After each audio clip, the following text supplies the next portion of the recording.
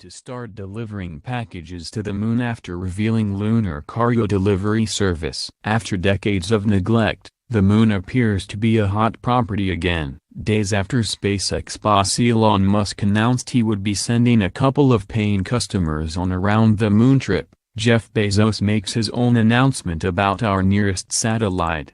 Bezos, as well as being boss of Amazon, runs Blue Origin, a private space company of his own. And according to the Washington Post, which he also owns, Mr. Bezos wants to set up a lunar delivery service to ship cargo up to the moon. A bit like Amazon Prime in space. NASA needs to create incentives to the private sector to demonstrate a commercial lunar cargo delivery service, explained Bezos in a confidential white paper obtained by the Post.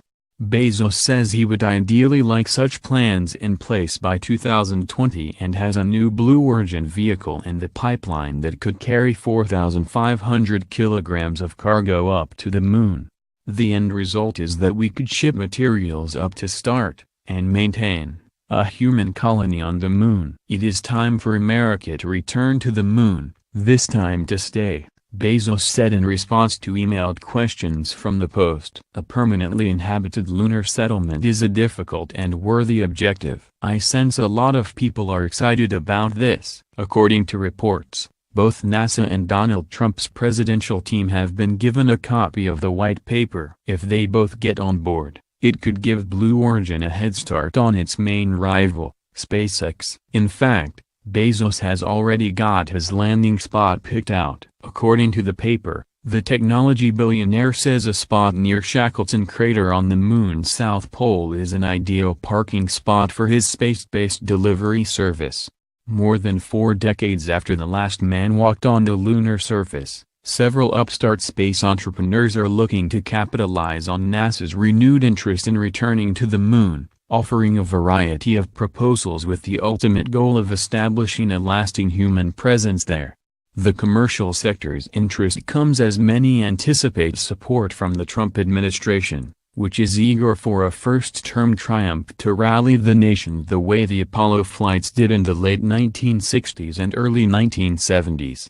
The latest to offer a proposal is Jeffrey P. Bezos, whose space company Blue Origin has been circulating a 7-page white paper to NASA leadership and President Trump's transition team about the company's interest in developing a lunar spacecraft with a lander that would touch down near a crater at the South Pole where there is water and nearly continuous sunlight for solar energy. The memo urges the space agency to back an Amazon-like shipment service for the moon that would deliver gear for experiments, cargo and habitats by mid-2020, helping to enable future human settlement of the moon. Bezos, the founder of Amazon.com, owns the Washington Post. It is time for America to return to the moon, this time to stay, Bezos said in response to emailed questions from the Post. A permanently inhabited lunar settlement is a difficult and worthy objective. I sense a lot of people are excited about this. The Post obtained a copy of the white paper,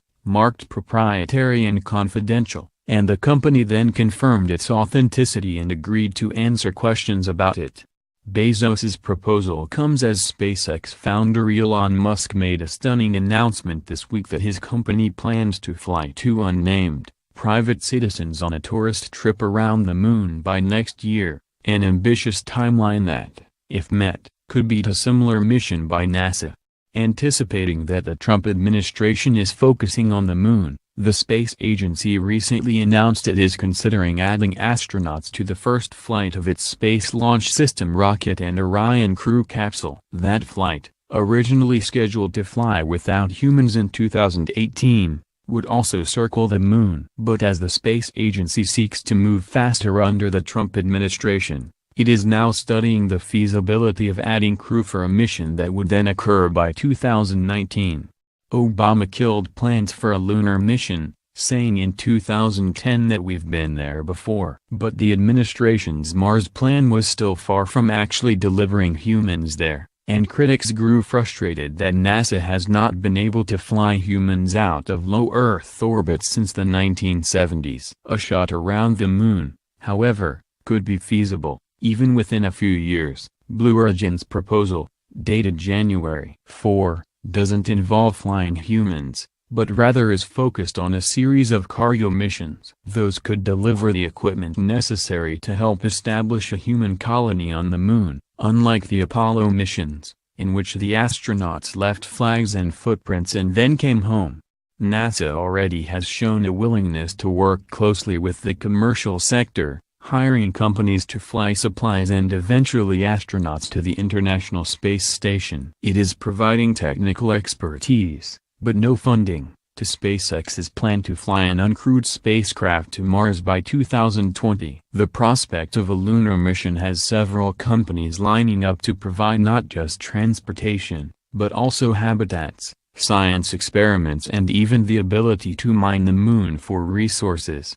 The United Launch Alliance, the joint venture of Boeing and Lockheed Martin, has also been working on plans to create a transportation network to the area around the moon, known as cislunar space. "I'm excited by the possibilities," said Tory Bruno, the alliance's chief executive. "This administration, near as we can tell, feels a sense of urgency to go out and make things happen, and to have high-profile demonstrations that are along the roadmap to accomplish these broad goals. There is an opportunity to begin building that infrastructure right now, within the next 4 years." Robert Bigelow, the founder of Bigelow Aerospace, a maker of inflatable space habitats, said his company could create a depot that could orbit the moon by 2020, housing supplies and media facilities, as well as humans. A smaller version of the possible habitats, known as the Beam, is docked to the International Space Station, where astronauts have been testing it.